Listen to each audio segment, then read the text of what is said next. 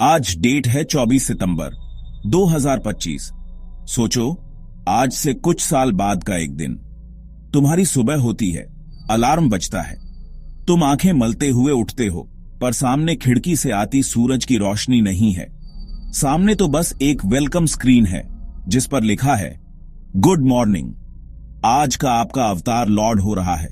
तुम एक बटन दबाते हो और अचानक तुम अपने बेडरूम में नहीं बल्कि स्विट्जरलैंड की किसी पहाड़ी पर खड़े हो। ठंडी हवा चल रही है, पक्षी चहक रहे हैं, सब असली लग रहा है। पर यह सब असली नहीं है। यह तुम्हारी नई वर्चुअल दुनिया की सुबह है। यह कोई सपना नहीं बल्कि एक हकीकत बनने की राह पर है। क्या होगा जब हमारी दुनिया पिक्सल और कोड से चलने लगेगी? यह कल्पना थोड़ी फिल्मी लग सकती है ना? जैसे किसी साइंस फिक्शन मूवी का सीन चल रहा हो।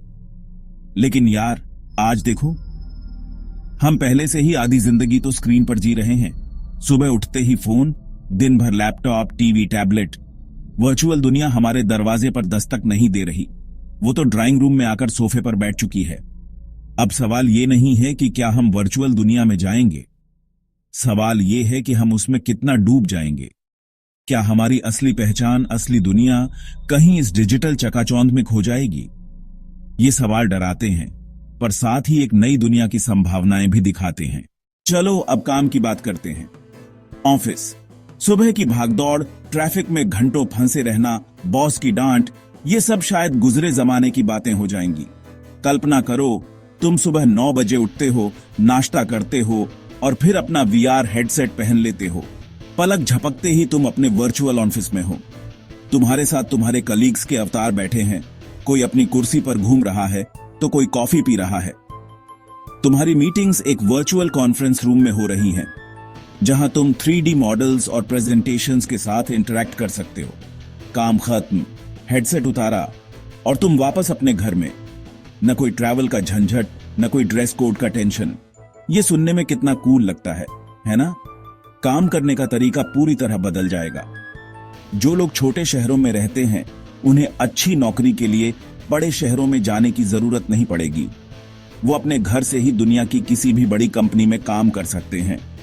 इससे मौके बढ़ेंगे और टैलेंट किसी एक जगह तक सीमित नहीं रहेगा। संभावनाएं अनंत हैं। अब बच्चों की दुनिया में चलते हैं। भारी भारी बस्ते, सुबह की नींद खराब करने वाला स्कूल, बोरिंग क्लासरूम, यह सब इतिहास बन सकता है। सोचो, एक बच्चा अपना वीआर हेडसेट पहनता है और सीधा पहुंच जाता है प्राचीन रोम की गलियों में। इतिहास की क्लास अब किताबों में नहीं बल्कि असली जैसे दिखने वाले कॉलोसियम के अंदर हो रही है। जूलियस सीजर का अवतार खुद उन्हें अपनी कहानी सुना रहा है। बायोलॉजी की क्लास में वो डीएनए के स्ट्रक्चर के अंदर घूम सकते हैं। भूगोल की क्लास में ज्वालामुखी के अंदर जाकर देख सकते हैं कि लावा कैसे बनता है। पढ़ाई एक गेम की तरह मजेदार और इंटरैक्टिव हो जाएगी। यह एजुकेशन में एक क्रांति ला सकता है। रट्टा मारने की जरूरत खत्म हो जाएगी, क्योंकि बच्चे चीजों को देखकर और अनुभव करके सीखेंगे। जो कॉन्सेप्ट समझना मुश्किल होता है, वो 3D में उनके सामने होगा। इससे सीखना सिर्फ आसान ही नहीं बल्कि यादगार भी बन जाएगा। दुनिया के बेस्ट टीचर किसी एक स्कूल तक सीमित नहीं रहेंगे। वो वर्चुअल क्लासरूम के जरिए दुनिया के किसी भी कोने में बैठे बच्चे को पढ़ा सकते हैं। गांव का बच्चा भी वही क्वालिटी एजुकेशन पा सकेगा जो शहर के किसी बड़े स्कूल में मिलती है। लेकिन स्कूल सिर्फ पढ़ाई के लिए नहीं होता। दोस्तों के साथ टिफिन शेयर करना, किसी दोस्त के रोने पर उसे चुप कराना। हमें एक ऐसा संतुलन खोजना होगा जहां वर्चुअल ज्ञान और असली दुनिया के अनुभव साथ साथ चलें। आजकल हमारी दोस्ती कहां होती है? फेसबुक, इंस्टाग्राम, व्हाट्सएप पर। हम लोगों की प्रोफाइल देखते हैं, उनकी फोटो लाइक करते हैं और सोचते हैं कि हम उन्हें जानते हैं। लेकिन यह सब बहुत सतही है, ऊपर ऊपर से। वर्चुअल रियलिटी इसे एक कदम और आगे ले जा सकती है। सोचो, तुम अपने दोस्त के साथ, जो दूसरे देश में रहता है, एक वर्चुअल कैफे में बैठकर कॉफी पी रहे हो। तुम एक साथ एक वर्चुअल कॉन्सर्ट में जा सकते हो या एक साथ मिलकर कोई एडवेंचर गेम खेल सकते हो। ऐसा लगेगा जैसे तुम सच में एक दूसरे के साथ हो, भले ही तुम हजारों मील दूर क्यों ना हो। दूरियां शायद उतनी मायने नहीं रखेंगी। यह उन लोगों के लिए एक वरदान हो सकता है जो अकेले हैं या जिन्हें नए दोस्त बनाने में मुश्किल होती है। शर्मीले लोग अपने अवतार के पीछे छिपकर ज्यादा आत्मविश्वास महसूस कर सकते हैं और आसानी से दूसरों से बात कर सकते हैं। जो लोग किसी बीमारी या विकलांगता की वजह से घर से बाहर नहीं निकल पाते, वो भी एक सामाजिक जीवन जी सकते हैं। दोस्ती अब इस बात पर निर्भर नहीं करेगी कि तुम कहां रहते हो या तुम कैसे दिखते हो। ये तुम्हारे विचारों और तुम्हारी रुचियों पर आधारित होगी।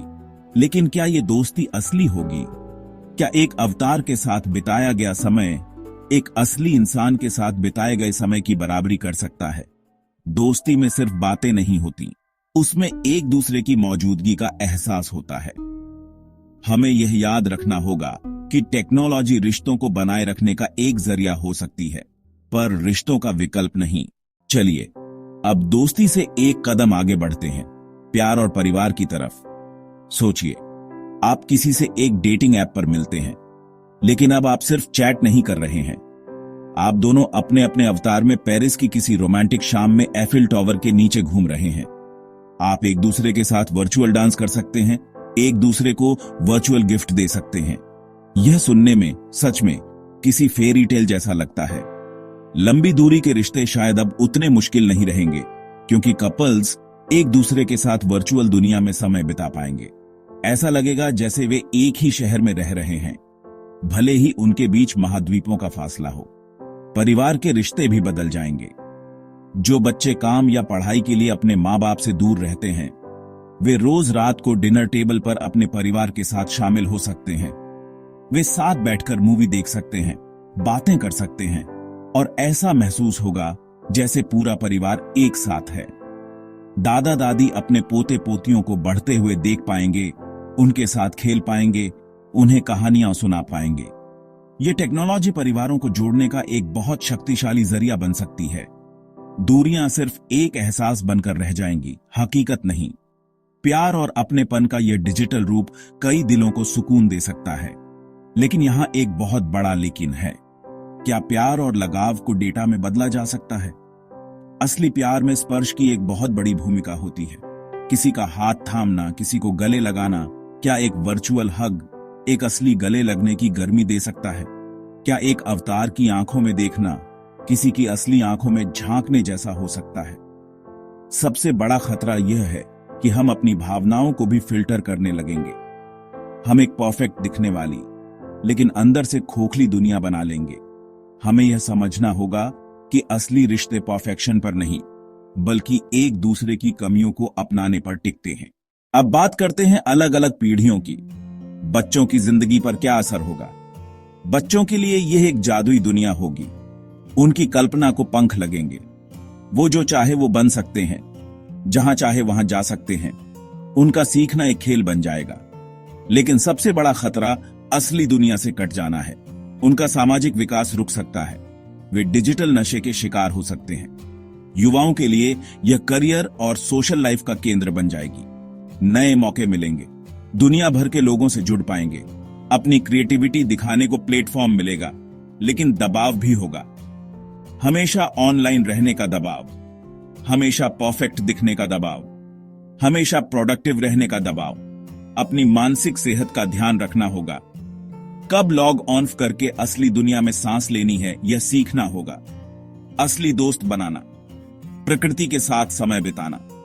बड़े बुजुर्गों के लिए यह टेक्नोलॉजी वरदान हो सकती है। अकेलापन कम होगा, पुराने दोस्तों से फिर जुड़ सकते हैं, नई चीजें सीख सकते हैं, परिवार से जुड़े रह सकते हैं। वे अपनी जवानी की जगह वर्चुअली घूम सकते हैं। यह नया उत्साह और खुशी ला सकता है। उन्हें इस टेक्नोलॉजी को अपनाने में मदद चाहिए।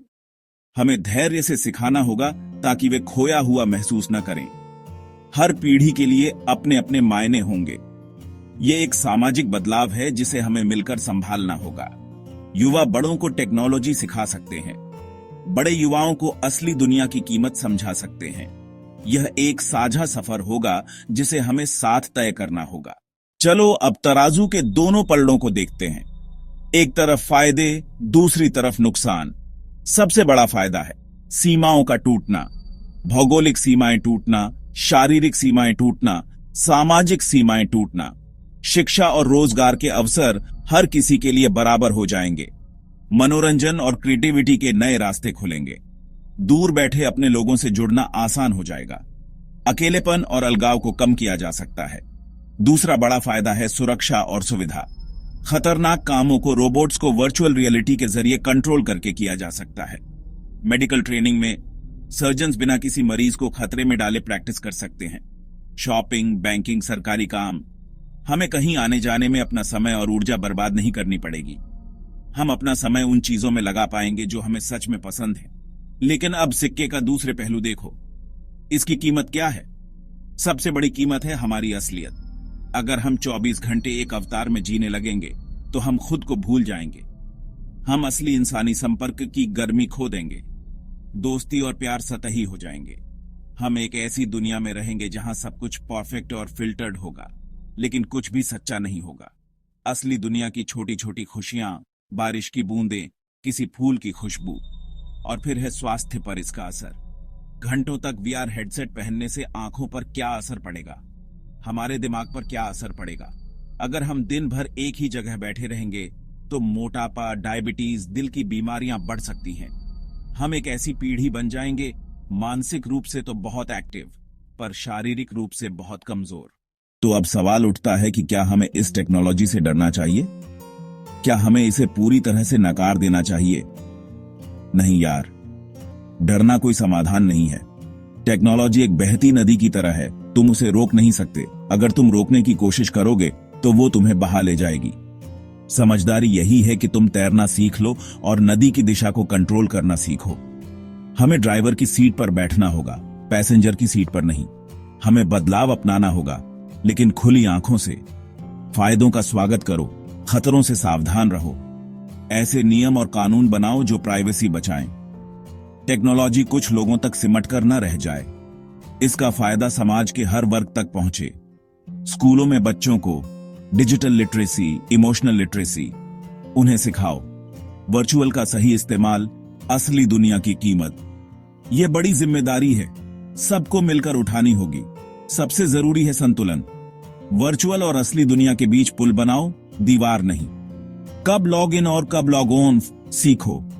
दिन में कुछ समय स्क्रीन से दूर बिताओ। अपने परिवार के साथ बिना फोन के बात करना, दोस्तों के साथ बाहर घूमना, कोई स्पोर्ट्स खेलना, चुपचाप प्रकृति देखना। ये आदतें हमें जमीन से जोड़े रखेंगी। अपनी असली पहचान डिजिटल में खोने मत देना। अंत में यह हम पर निर्भर करता है कि हम भविष्य कैसा चाहते हैं। वर्चुअल रियलिटी एक औजार है, बहुत शक्तिशाली। इसका इस्तेमाल अच्छे काम के लिए हो सकता है और बुरे काम के लिए भी। यह चलाने वाले पर निर्भर करता है।